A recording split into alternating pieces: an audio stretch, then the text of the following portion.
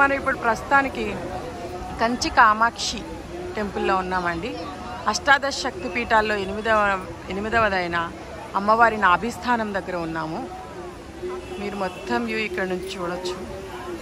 చాలా అద్భుతంగా ఉంటుంది. యా ఫౌంటైన్స్ కూడా ఉన్నాయండి.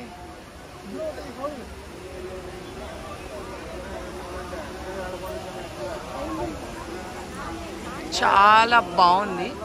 అసలు మొత్తం రాతి కట్టడమే. చాలా పురాతనమైన టెంపుల్. చాలా బాగా మెయింటైన్ చేస్తున్నారు. అసలు అమ్మవారి విగ్రహం అయితే అద్భుతం, రమ్య మనోహరము.